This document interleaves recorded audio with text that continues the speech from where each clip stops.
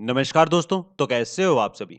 I think आप लोग अच्छे ही होंगे एंड आज का वीडियो रहेगा आपके लिए काफ़ी ज़्यादा इम्पोर्टेंट क्योंकि आप अपने जो लोन है, पर्सनल लोन है, आप उससे ईसीएस जो आपका बाउंस हो रहा है, इसको स्टॉप करने के आपके डाउट रहते हैं और आज आपके सारे के सारे डाउट ईसीएस के रिगार्डिंग आपके क्लियर हो जाएँगे और ये मैं गारंटी के साथ आपको कहता हूँ कि अगर आपका एक भी डाउट रहा इस वीडियो में, कंप्लीट वीडियो देखने के बाद, तो मैं जो आप बोलोगे वो मैं करने के लिए तैयार हूँ। बट आपको सही तरीके से आपको वीडियो देखना पड़ेगा, ऐसा नहीं है कि आप पॉइंट ऊपर-ऊपर से आप सुनते भी जा रहे हो और उनको फॉलो भी नहीं कर रहे हो, ठीक है?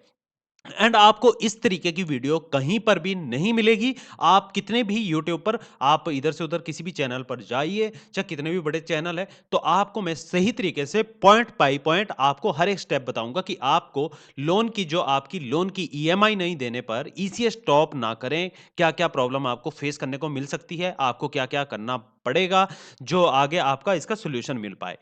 जो पॉइंट आपके सामने है कि लोन की ईएमआई नहीं दी तो क्या होगा, ईसीएस बाउंस होने पर क्या होगा, कोर्ट केस कितने दिन बाद होगा एंड ईसीएस बाउंस चार्जेस कितना लगेगा एनबीएफसी ऐप से एंड बैंक से भी बैलेंस माइनस में हो रहा है, प्रॉब्लम आ रही है एंड अब क्या करना चाहिए, आपको कोई भी सॉल्यूशन नहीं मिल पा रहा है। ईसीएस बाउंस होने से 7 साल की सजा होगी या नहीं होगी, अगर होगी तो किन-किन परिस्थितियों में होगी, कितने अमाउंट पर होगी, ये हर एक जानकारी आपको इस वीडियो में मिल जाएगी। बट ये तभी आपको जानकारी सही लगेगी जब आप कंप्लीट वीडियो देखोगे। आप क्या करते हो? आप अपनी गलती आप करते हो, भुगतना आपको पड़ेगा, हमें नहीं भुगतना पड़ेगा या किसी और को नहीं। क्योंकि आपको जो इन्फॉर्मेशन दी जाती है, आप उसको फॉलो नहीं करते हो। ये आपकी मिस्टेक है एंड आप व्हाट्सएप का नंबर आप हमारे व्हाट्सएप पर नहीं, आप किसी की वीडियो देखोगे, आप डिस्क्रिप्शन में जाओगे, वहाँ से नंबर लोगे, किसी के सामने वीडियो में नंबर दिख रहा है, आप वहाँ पर जाओगे। ये घटिया हरकतें आज ही छोड़ दीजिएगा। मेरी बातें आपको बुरी लग रही है, तो आप बुरा लग सकता है आपको, कोई प्रॉब्लम नहीं है, आप जा सकते हो, नो प्रॉब्लम। देखिए, मैं आपको आपके भले के लिए ही कहूँगा कि वीडियो अगर आप देखोगे, मैं कोई इन्फॉर्मेशन ऐसी नहीं है कि इधर-उधर की कर रहा हूँ। आप कहते हो पॉइंट टू पॉइंट बात करो, पॉइंट आपके सामने है। इन पॉइंटों को तो एक्सप्लेन करना ही पड़ेगा ना। जब पॉइंट को एक्सप्लेन किया जाएगा, तो आपके डाउट क्लियर होंगे। एंड मैं आपके लिए नॉर्मल भाषा में आपके जो एक विलेज से बिलॉन्ग करते हैं, सिटी से भी आते हैं, आप लोग शहर से भी आते हैं, गाँव से भी आते हैं, हमारे यूट्यूब चैनल पर हर एक इंसान पढ़ा-लिखा भी नहीं है। हर एक इंसान को नॉलेज नहीं है, तो आसानी से आसान भाषा में मैं आपको समझाने की कोशिश करता हूँ, जो आपके दिमाग और आपके भेजे के अंदर जा सकें। ठीक है? मेरा ऐसा मकसद नहीं है कि आपको चीज़ें समझना है, आप हमारी सर्विस लो या कुछ ऐसा है। बिल्कुल आपको कोई भी आवश्यकता नहीं है। अगर आपको नॉलेज होगी, आप थोड़ा-सा भी अप्लाई कर सको, तो आप बच जाओगे इन चीज़ों से और जल्दी से जल्दी आप बाहर भी निकल जाओगे। पॉइंट पर वापसी आते हैं, लोन की ईएमआई नहीं दी तो क्या होगा? देखिए सबसे पहले हम ये बात करते हैं कि लोन की ईएमआई नहीं दी। कौन से लोन की ईएमआई नहीं दी? पर्सनल लोन की ईएमआई। पर्सनल लोन की आप ईएमआई नहीं दोगे, तो ईएमआई बाउंस होने पर जब भी आप लोन को अप्लाई करते हो, ईसीएस को आप एक्टिवेट कर देते हो। तो उस समय पर आपकी ईसीएस बाउंस होता है और वहाँ पर प्रॉब्लम खड़ी हो जाती है। ठीक है? एंड कोर्ट केस का भी आपको डर रहता है, सज़ा की भी डर रहता है, आपके घर पर नोटिस भी आते हैं, आपको ईमेल भी मल्टीपल आते रहते हैं, आपके ऊपर ये केस हो गया, फलानी धारा लग गई, ये हो गया है, सो लग गया है और आपको जानकारी नहीं होती है। आप परेशान होते हो, इधर से उधर भागते फिरते हो आप। आपको बिल्कुल भी भागने की आवश्यकता नहीं है, जितना आप भागोगे उतना आप परेशान होंगे और आपको सॉल्यूशन नहीं मिलेगा। ठीक है?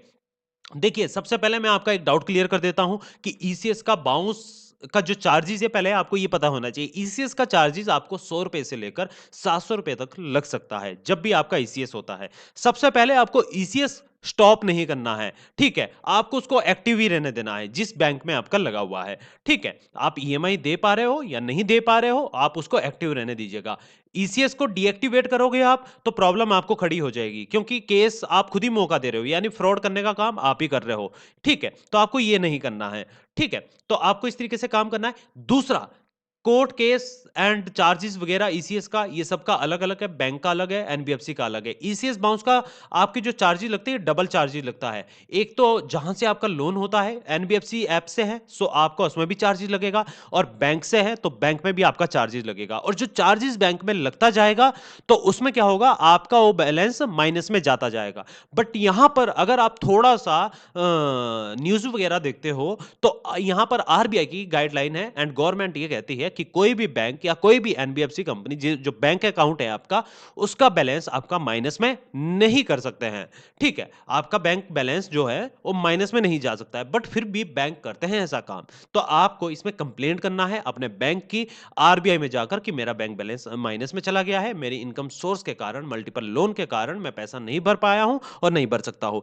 जिनका एक प्रॉब्लम और आती है, जिनके सेम बैंक से आपने सेम बैंक जैसे एग्जांपल के लिए एसबीआई बैंक से आपने लोन ले रखा है, एसबीआई बैंक में ही आपका बैंक अकाउंट है, तो उसमें जो आपका ईसीएस लगेगा, उसके साथ-साथ जो आपकी ईएमआई होगी, आपके बैंक में काउंट होती जाएगी। जैसे ही आप बैंक में पैसा डालोगे, आपने 1 लाख रुपए का लोन लिया और आपने 10 ईएमआई बनाई, 10 ईएमआई पे नहीं की, तो 1 लाख रुपए आपके बैंक में माइनस हो जाएगा, ये ऐसा होता है। ठीक है? तो अगर आपको लोन क्लोज़ करना है, तो आपको अपने बैंक से संपर्क करना है, कस्टमर केयर से संपर्क कीजिएगा, अपने बैंक को कहिएगा कि माइनस हटाइए, मैं लोन का पैसा दे रहा हूँ, तो कोई प्रॉब्लम नहीं आएगी। ठीक है? ईसीएस बाउंस के चार्जेज़ अलग से उसमें काउंट होते जाएँगे।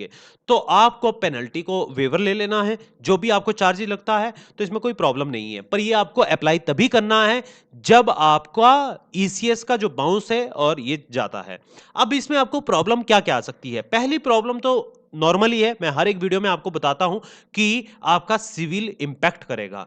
दूसरा है आपका देखिए आप सोचते हो सेक्शन 138 धारा 138 का आपके पास नोटिस आता है, तो आपको इससे नहीं घबराना है। ठीक है? 138 का किस पे केस होता है? चेक बाउंस का केस होता है, ठीक है? अगर आपने ईएमआई के लिए पोस्ट डेटेड चेक या पीडीएस दिया है, तो वह बाउंस हो जाता है, तो उस समय पर बैंक या एनबीएफसी आपके खिलाफ धारा 138 के तहत केस दर्ज कर सकती है। यह एक दंडनीय अपराध है, ठीक है? ये एक अपराध की श्रेणी में आता है। तो आपको ये बात भी ध्यान में रखनी है। इसके तहत आपको 2 साल की सज़ा भी हो सकती है बट होती नहीं है। आज तक किसी को सज़ा नहीं हुई है। पर्सनल लोन में कोई किसी का ईसीएस बाउंस हुआ है या फिर आपका क्या बोलते हैं चेक बाउंस हुआ है तो इसमें कोई भी ऐसा केस नहीं होगा। तो आपको इससे बिल्कुल ही टेंशन फ्री रहना है। ठीक है? कोई आपका केस नहीं होगा।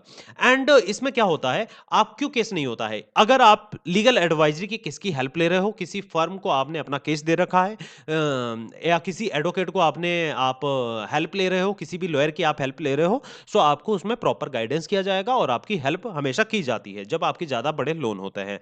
ठीक है? कुछ एक बातें हैं कि चेक की राशि जो है दोगुना हो जाती है। ठीक है? अदालत में भी आपका केस जा सकता है, सिविल मुकदमा आपके ऊपर हो सकता है, जो भारतीय अनुबंध अधिनियम 1872 1872 के अंतर्गत आपके ऊपर आता है।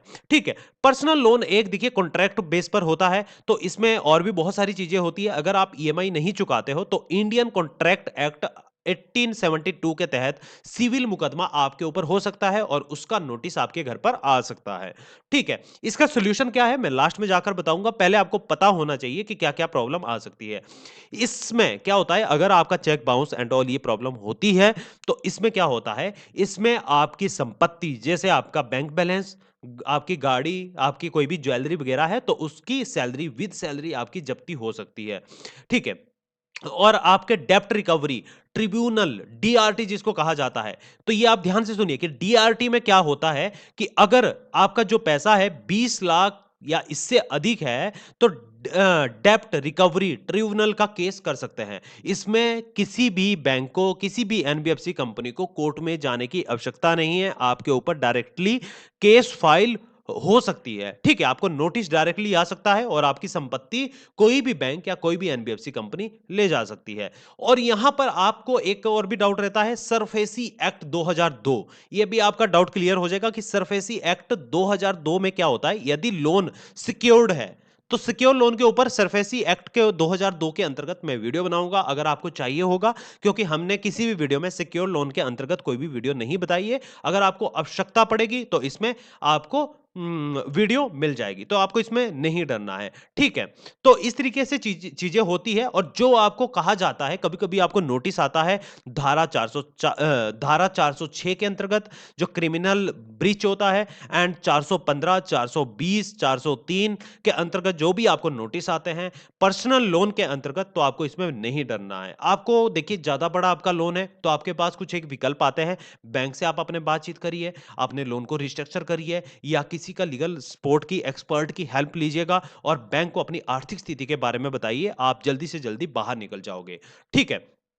तो इस तरीके से होता है। अगर आपके ऊपर कोई क नोटिस आ रहा है, आप ये प्रॉब्लम आपको फेस करने को मिल रही है, तो आप किसी लीगल एडवाइज़री की हेल्प लीजिएगा। आप जल्दी से जल्दी बाहर निकल जाओगे, ठीक है? ईसीएस बाउंस में आपके ऊपर केस कोई नहीं होगा, ठीक है? आपको टेंशन नहीं लेनी लेनी है। नोटिस आ रहा है, कोई प्रॉब्लम नहीं है, आप एडवाइज़री की हेल्प लीजिए। कोई एक्सपर्ट है, तो आप उनकी हेल्प ले सकते हो।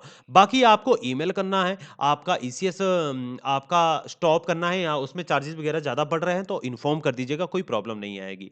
ठीक है? तो आप टेंशन फ्री रहिएगा, कोई दिक्कत नहीं आएगी। सेक्शन 25 का नोटिस आता है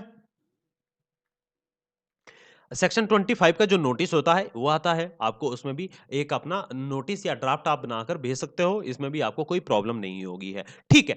एंड द एंड पॉइंट अगर आपका पर्सनल अनसिक्योर लोन है, तो एक ही पॉइंट होगा, आपको कोर्ट से नोटिस आता है, चाहे कहीं से भी आपको नोटिस आए, सिर्फ़ और सिर्फ़ आपका सेटल होगा, लोन सेटल होगा, इसके सिवा कुछ नहीं होने वाला है।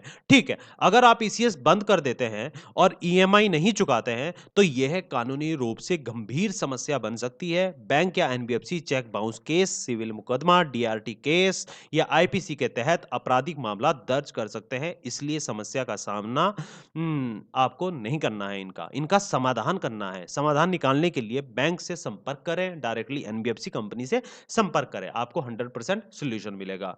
ठीक है? तो अगर आपको नॉलेजफुल वीडियो लगा है, कोई आपको ऐसा लगा है कि हमें कोई सॉल्यूशन मिला है, कोई जानकारी आपको सही मिली है, तो आप वीडियो को लाइक कीजिएगा, फॉलो कीजिएगा और लोगों को भी शेयर कर सकते हो। ठीक है? तो चलिए आज का वीडियो यहीं समाप्त करते हैं और मिलते हैं नेक्स्ट वीडियो में। Thank you.